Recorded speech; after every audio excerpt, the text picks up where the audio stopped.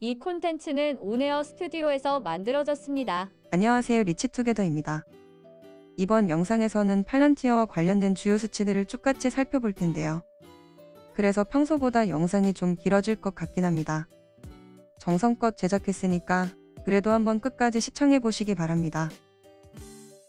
먼저 주가 매출 비율 PSR부터 보시겠습니다. PSR은 주가를 주당 매출액으로 나눈 것인데요. 기업의 성장성에 주안점을 두고 상대적으로 저평가된 주식을 발굴하는 데 이용하는 성장성 투자 지표입니다.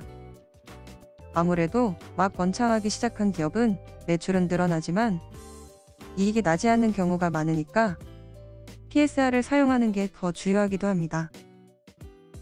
당연히 PSR은 낮을수록 주가가 저평가됐다고 보는데요. 7.27이 낮은 건지 아니면 높은 건지는 조금 이따가 계산해 보겠습니다.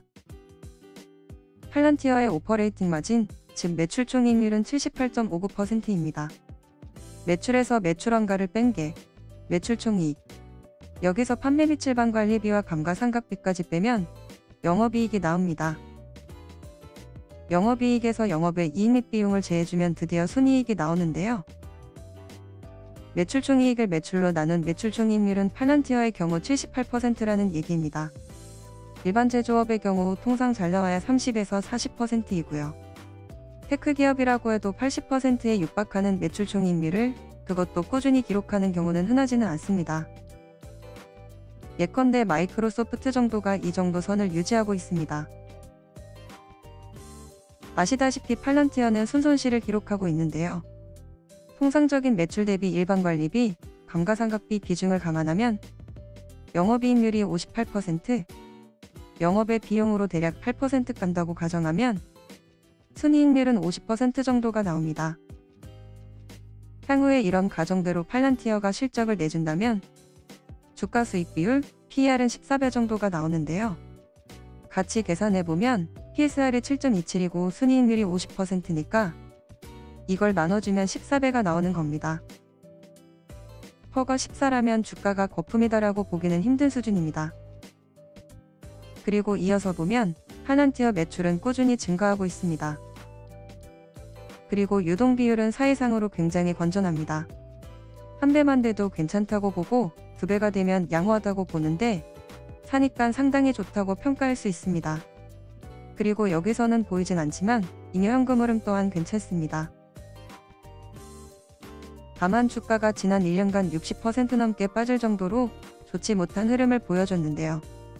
하지만 이건 비단 팔란티어만 그런 건 아니니까 그냥 마켓이 안 좋았다 이렇게 봐도 될 것 같습니다. 상대 강도 지수 RSI 상으로는 과매도도 과매수 구간도 아닙니다. 피어 기업들이 여기 쫙 리스트업 되어 있는데요.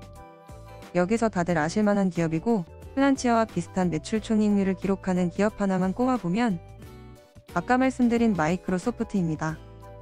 PSR만 한번 확인하고 넘어가면요. 마소의 PSR은 11인데 팔란티어는 7이었으니까 이렇게 두 개만 보면 팔란티어 주가가 마소보다 싸다. 이렇게 아주 단순하게 볼 수도 있습니다. 이 표에서 봐도 매출 꾸준히 잘 나와주고 있고요. 이익도 꾸준히 잘 나와주고 있습니다. 매출 총이익률을 보면 지난 3분기에 78.5%였고 2021년 3분기는 77.5%였으니까 살짝 올라갔다 또는 잘 유지하고 있다 이렇게 해석할 수 있습니다. 문제는 순이익이 나지 않고 있다는 건데요. 일단 순이익 위에 영업이익단에서부터 영업손실을 기록하고 있습니다. 이거는 이제 일반 관리비에 들어가는 인건비도 높은 편이고 R&D도 계속해서 해나가는 부분도 있고 무엇보다 스탁 컴펀세이션이 계속해서 나와서 그렇습니다. 그리고 또 하나 안 좋은 부분은 여기 옆에 SEC 파일링에서 확인할 수 있듯이 아주 꾸준하게 인사이더들이 주식을 매도하고 있다는 겁니다. 들어가서 금액을 확인해 보니까 4,000불, 5,000불 이런 소액이라고 꾸준히 팔고 있습니다. 스탁 베이스드 컴펀세이션을 자세히 보면 여기 22년 3분기에만 해도 6억 달러 정도였습니다. 영업현금 흐름이 2억 달러이니까 스탁 컴펀세이션만 없었다고 해도 순이익을 기록할 수 있었다 이렇게 유추해 볼 수 있습니다. 투자연금 흐름을 보면 꾸준히 투자하고 있는 것을 확인할 수 있고, 재무 현금 흐름을 보면 예전보다는 금액이 줄어든 부분을 확인할 수 있습니다. 보시는 화면의 좌측은 손익계산서, 우측은 재무제표입니다. 손익계산서에서 3분기만 전년과 비교한 부분이 있고 3분기까지 YTD로 전년과 비교한 부분이 있는데요. 매출은 쿼터로만 봐도 그렇고 YTD로 봐도 늘어났습니다. 이에 따라 매출 총이익도 늘어났고요. 그렇지만 이익률은 잘 유지하고 있습니다. 하지만 순손실폭은 커졌다는 점. 이게 사실 어떻게 보면 좀 짜증나는 부분이죠. 왜냐면 마사지만 좀 잘하면 이익으로 만들 수 있는 게 충분히 보이는데 그렇게 안 하고 있으니까 그렇습니다. 하지만 어쨌든 간에 그날이 올 거라고 믿고요.